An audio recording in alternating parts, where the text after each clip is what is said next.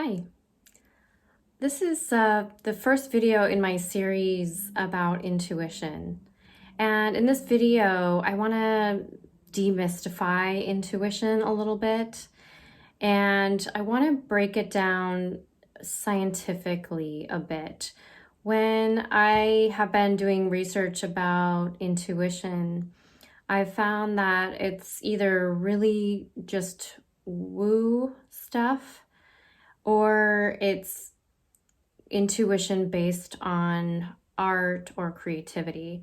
There wasn't a lot of intuition for everyday life or really like a explanation of what intuition is. So I want to talk about that today.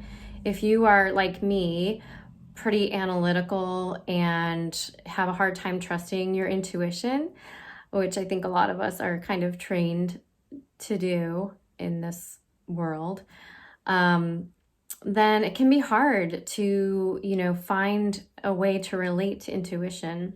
I think we all know that we have intuition.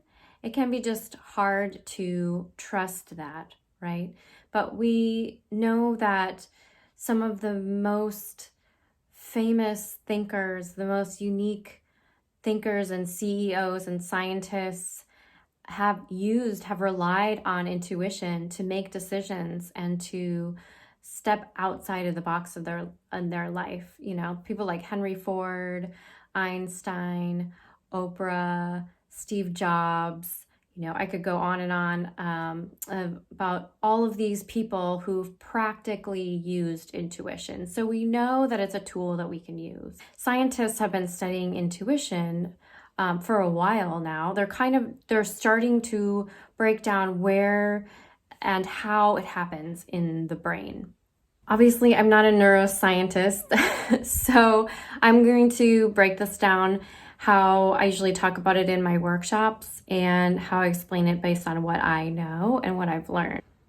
Scientists don't really know, but they believe that about 95% of the information that we take in, we don't process analytically with our logical linear mind.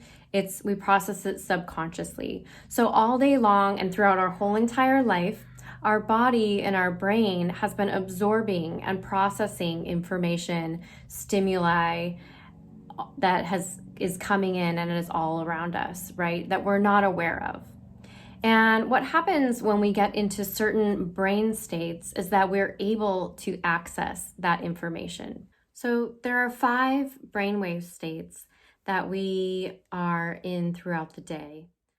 We spend the most of our time in beta waves, which is, busy thinking, processing, mental processing. So we're really in that analytical state, or we could be in that sort of fight or flight mode where we're reacting to things. So when we're here, it's a little bit harder to access our intuition, right? Because we have all of this analytical thinking. And our brain is actually kind of like a factory that's not well run. Like all of the workers are kind of doing different things. There's not like a flow of things working together, right? But once we kind of calm our brain down through meditation or flow, we can get into alpha waves or even theta waves, and we're able to access our intuition. So what happens is our brain starts becoming coherent.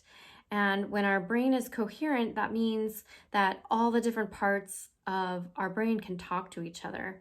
It kind of takes part of it away from just focusing on the analytical, and it's able to access all of that information from your subconscious that you have been absorbing. So you have access to all of this information through your body, and your brain has been absorbing throughout the years.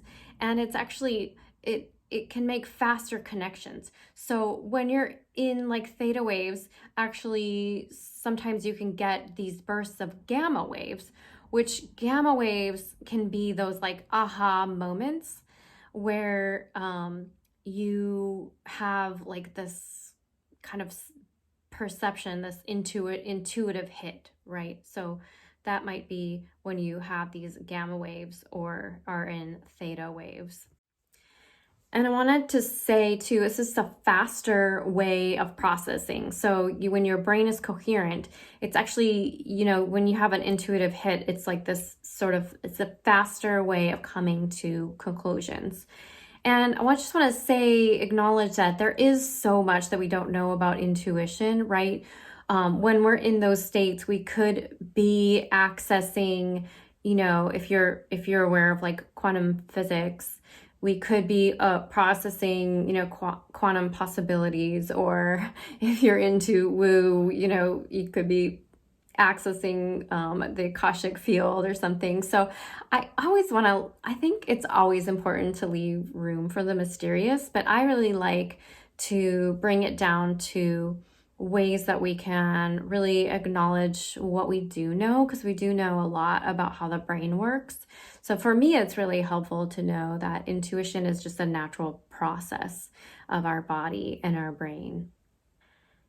And for me, it's been hard, to trust my intuition. So this makes it a little bit easier to learn to trust my intuition. And so I'm going to be talking about that in the next few videos. I'm going to be talking about how can we learn to trust it, and what is it all about, and how does it work. So tune in. I hope this has been a little bit helpful just to kind of explain and demystify intuition a little bit.